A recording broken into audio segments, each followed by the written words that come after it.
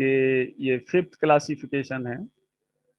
तो levels of data abstraction में, abstraction जो तुमने पढ़ा है इसमें ऊप्स में, जावा में, सी प्लस प्लस में, एब्स्ट्रैक्शन सिंपली सेज कि using the obvious features of the data and hiding the internet details. तो here इस स्लाइड को रीड कर लो। तो एक्चुअली इसमें जो पॉइंट लिखे हुए हैं मैंने, वो हम आगे अभी सभी डिस्कस करेंगे। तो यहाँ जब हम लेवल्स की लेवल्स ऑफ डेटा एब्स्ट्रैक्शन की बात करते हैं, तो हमारे पास 3 लेवल्स हैं जिनको हम बोलते हैं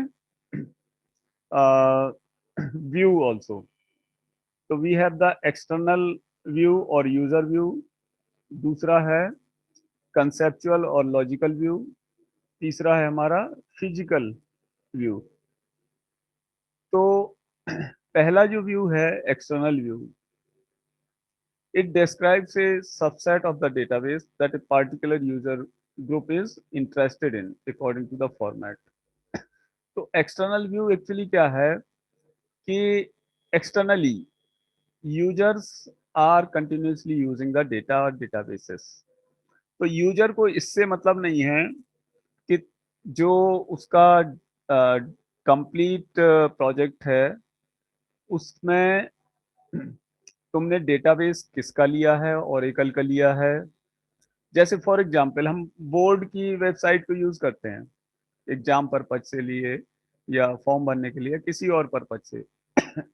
तो तुम्हारे पास लिमिटेड अथॉरिटी है, तो तुम्हें इससे मतलब नहीं है कि डेटाबेस वो किसमें बनाया है, कितने सर्वर यूज हो रहे हैं, कौन सा टायर आर्किटेक्चर है, क्या स्कीमा है, रिलेशनल डेटाबेस है कि ऑब्जेक्ट ओरिएंटेड है, या कौन सी टेक्नोलॉजी यूज की है, फ्रंट एंड किसमें बनाया है। Nothing else. एक्सटर्नल यानी यूजर व्यू, तुम केवल ये देखोगे यूजर जो है, ये Realme C12 किसका है। अगर आइडिया हो तो मैं इसको ज्वाइन कराऊं ग्रुप में। Some mobile named Realme C12 is appearing on my screen. Okay, तो एक्सटर्नल व्यू यहाँ पे हमारा वही एब्स्ट्रैक्शन आ गया ना, कि हमें केवल अपने किसी भी वेबसाइट में फॉर्म भरने से मतलब है, या उसकी वेबसाइट को यूज करने से मतलब है, उसके अंदर क्या चल रहा है, किसमें बनाया है, फ्रंट एंड क्या है, टेक्नोलॉजी क्या है, एवरीथिंग एल्स, कहाँ स्टोर हो रहा है, कितने सर्वर्स हैं, कि कौन सा क्लाइंट है, इस सब से कोई मतलब नहीं है। एक्सटर्नल यूजर व्यू स्कीमा जैसे कि इसमें लिखा हुआ है, इसमें क्या है कि यूजर केवल यूजर इंटरफेस से मतलब है कि यूजर इंटरफेस क्या है और कैसे हमें उसको यूज करना है। दूसरा हम आते हैं कंसेप्चुअल और लॉजिकल स्कीमा या व्यू।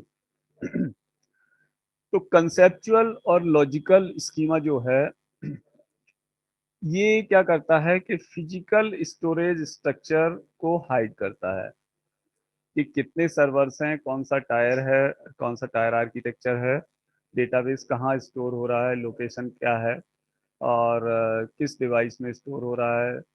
इससे मतलब नहीं है। कंसेप्चुअल, कि जो डेटाबेस यूज हो रहा है उस डेटाबेस का डेटा टाइप क्या है, स्कीमा क्या है, टेबल्स कौन कौन सी हैं, डिफरेंट टेबल्स के बीच रिलेशनशिप क्या है, ऑपरेशंस क्या क्या परफॉर्म हो रहे हैं, कंस्ट्रेंट्स क्या हैं।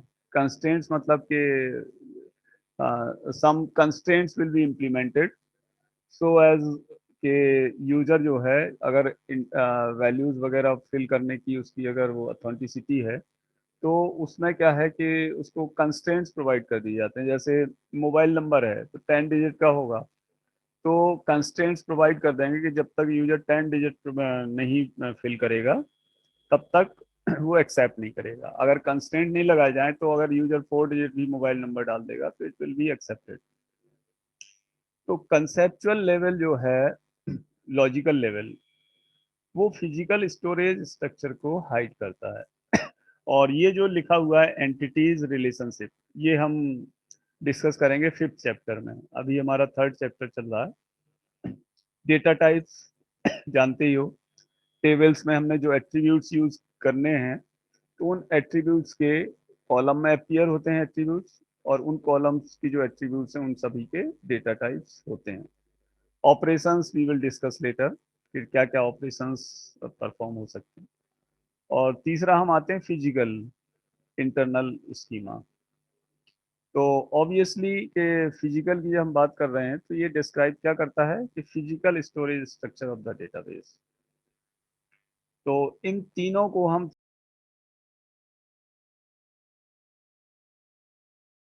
डिस्कस करते हैं। एक्सटर्नल मैंने बता दिया था, कंसेप्चुअल बता दिया था, इंटरनल बता दिया था। अब फिजिकल लेवल की बात करते हैं। तो इस स्लाइड को रीड आउट कर लो 1 मिनट में।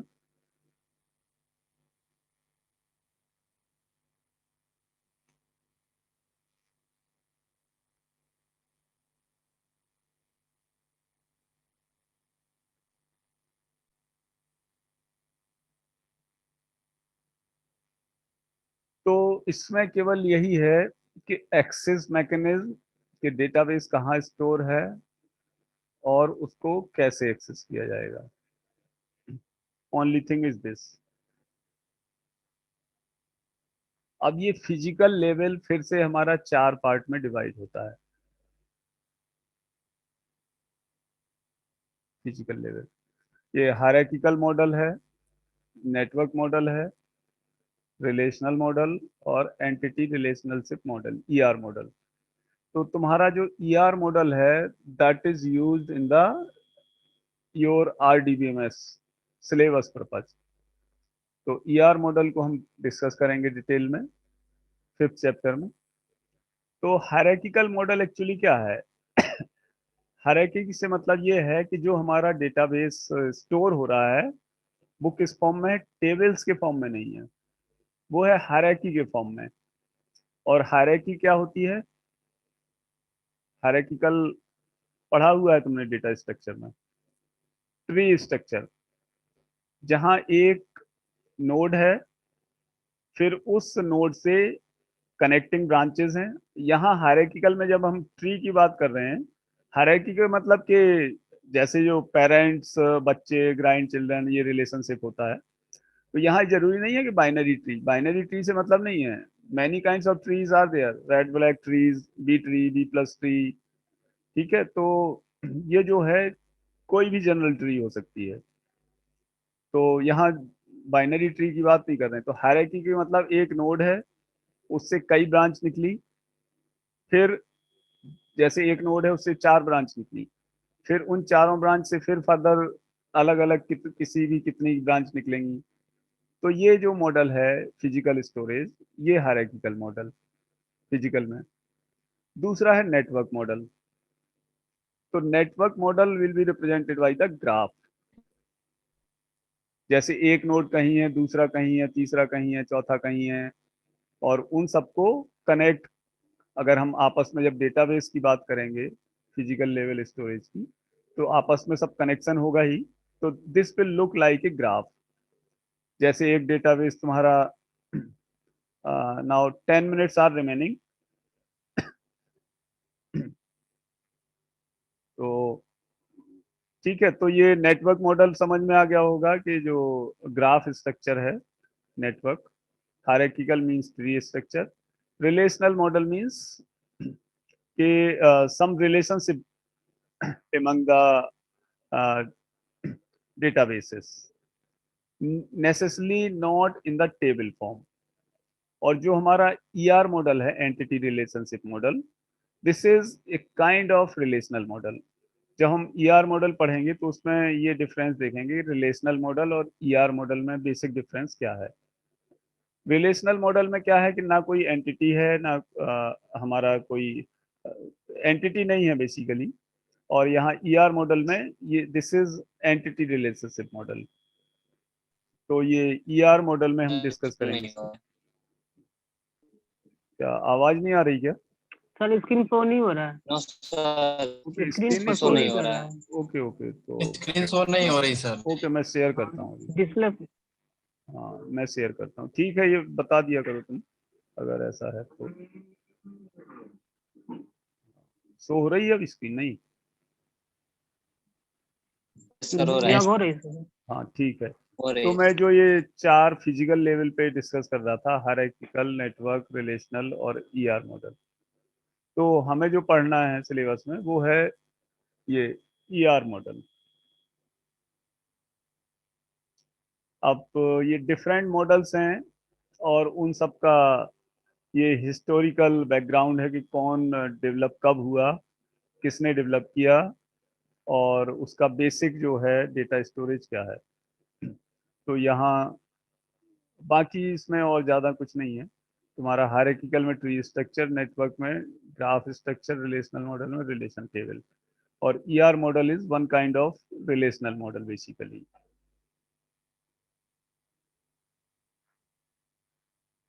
अब हम आते हैं लॉजिकल और कंसेप्चुअल लेवल। तो इस स्लाइड को रीड आउट कर लो।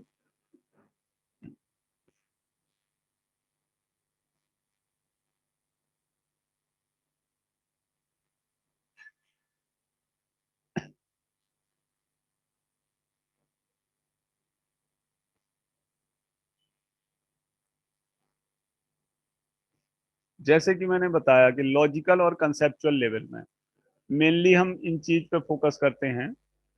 ये अभी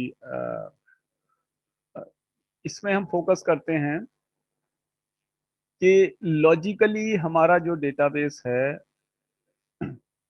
वो किस तरह बना हुआ है।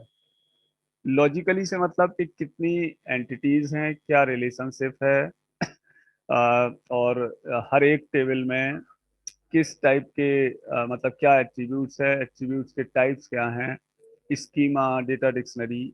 ठीक है, जो सारी चीजें हम बारी बारी से डिस्कस करेंगे आगे। और तीसरा जो है लेवल वो है व्यू लेवल और एक्सटर्नल लेवल और यूजर लेवल। तो it is basically the external level, एक आउटर मोस्ट लेवल, जिसमें हम क्या डिस्कस करते हैं, मतलब सॉरी, जिसमें हम क्या देखते हैं कि जैसे कि मैंने बताया था कि यूजर का interaction with the system, how user see and think about the usage of the system, उसको अंदर की चीजों से कोई मतलब नहीं है। और जो एप्लीकेशन प्रोग्राम है, they hides the details of the data types and everything else. User को सिक्योरिटी और इन सब चीजों से मतलब नहीं है। तो ये आर्किटेक्चर इस तरह का हम शो कर सकते हैं कि ये व्यू या एक्सटर्नल लेवल है, जहाँ व्यू वन मतलब कि user one, user different users होंगे डेटाबेस के, तो हर एक का अपना अलग पर्पज होगा, कोई किसी काम के लिए यूज कर रहा होगा, कोई किसी काम के लिए। तो हर एक का डेटाबेस के बारे में व्यू अलग होगा। जैसे कोई भी तुम बैंकिंग साइट का डेटाबेस यूज करते हो अपने लॉगिन आईडी से, तो कोई आदमी एफडी के लिए यूज कर रहा है, कोई पैसे ट्रांसफर के लिए यूज कर रहा है, कोई पीपीएफ अकाउंट के लिए यूज कर रहा है, कोई कन्या सुकन्या के लिए यूज कर रहा है, कोई एटीएम कार्ड की रिक्वेस्ट के लिए यूज कर रहा है। सपोज नेट बैंकिंग की बात कर रहे हैं हम, using the database of banking. तो डिफरेंट टाइप के यूजर्स हैं, सबका अपना व्यू अलग है। अब जब हम यूज करते हैं किसी वेबसाइट को, लेट्स से बैंकिंग, तो हमें क्या पता कि बैंकिंग ने कौन सा फ्रंट एंड क्या यूज किया है उस सॉफ्टवेयर में, कहाँ स्टोर है, कहाँ क्या है। हमारा तो काम पर्पज सॉल्व होना चाहिए। तो इधर एक डीबीएमएस इंटरफेस होगी, लॉजिकल लेयर होगी, फिर डीबीएमएस इंटरफेस होगी, फिर फिजिकल लेयर होगी हमारी। तो benefits of three schema architecture, तो बेनिफिट्स में तो एक्चुअली ये है कि logical data independence and physical data independence. तो डेटा इंडिपेंडेंस से मतलब ये है कि अगर हम लॉजिकल लेवल पे सोच रहे हैं, जैसे इस स्लाइड को रीड कर लो, अभी 4 मिनट है।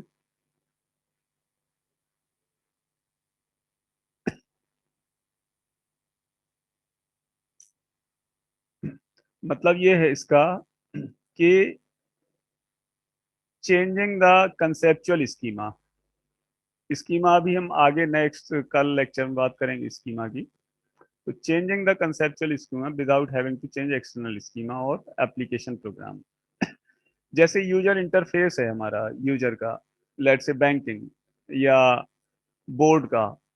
तो बोर्ड का जो इंटरफेस तुम्हारे पास है या तुम्हारे पास जो एक्सेस है वो तो सेम ही है। बोर्ड में भले ही डेटाबेस बढ़ जाए या कम हो जाए या उसका फीचर बदल जाए या कुछ हो जाए, तो उससे इस पे फर्क नहीं पड़ेगा कि तुम यानी यूजर लेवल पे जो यूज कर रहे हो डेटा। दूसरा है हमारा इस पे फिजिकल डेटा इंडिपेंडेंस। तो इसमें क्या है कि internal it is the capacity to change the internal schema without having to change the conceptual और एक्सटर्नल स्कीमा। इंटरनल स्कीमा यानी जो भी हम चेंज करें उसका यूजर व्यू पर, एक्सटर्नल लेवल पर कोई फर्क नहीं पड़ेगा। अब आते हैं इंस्टेंसेस एंड स्कीमा। तो आई थिंक इसके बारे में हम डिटेल में कल बात कर सकते हैं, क्योंकि ये थोड़ा सा इसको एक्सप्लेन करना पड़ेगा। तो इंस्टेंसेस एंड स्कीमा की बात, स्कीमा बेसिकली क्या है? Schema is basically the Meta data. और मेटा डेटा क्या होता है? Data about the data. जैसे तुमने कोई डेटाबेस की टेबल बनाई, तो जब तुम टेबल बनाओगे तो वहां एक कमांड लिखोगे, क्रिएट टेबल स्पेस टेबल का नाम, और ब्रैकेट में टेबल के जो जो तुम्हारे एट्रीब्यूट्स होंगे, कॉलम नेम, वो सब लिखोगे ब्रैकेट में। और एट्रीब्यूट्स नाम के साथ क्या लिखोगे? उनका डेटा टाइप या साइज। तो ये जो स्ट्रक्चर है ऊपर से देखने में लग रहा है, दिस इज द स्कीमा। मतलब data about the data. Data about data मतलब ये हो गया कि टेबल जो तुमने बनाई है वो अपने आप में डेटा को स्टोर कर रहा है, दूसरी टेबल बनाई वो दूसरे टाइप के डेटा को स्टोर कर रहा है।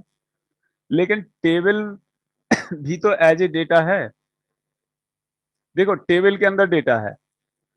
जैसे टेबल के अंदर अगर एक स्टूडेंट का इंफॉर्मेशन है, कई सब्जेक्ट में मार्क्स उसकी डीओबी, तो वो हर एक रो में वही डेटा आएगा, सेम सेम सेम एक टेबल में। दूसरी टेबल में एम्प्लॉय का रिकॉर्ड है तो एम्प्लॉय या सपोज प्रिंसिपल का इंफॉर्मेशन है तो दूसरी टेबल में इस तरह का आएगा।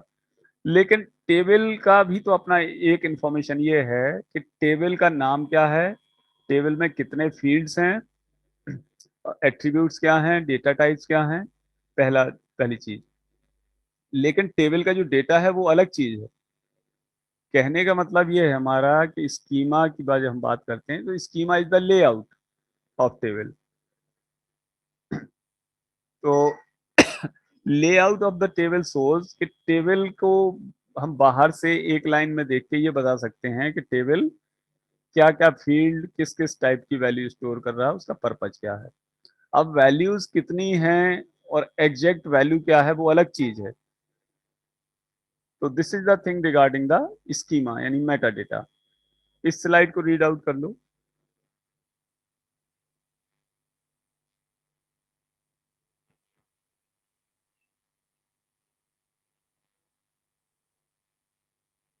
अब इसको हम ऐसे कह सकते हैं कि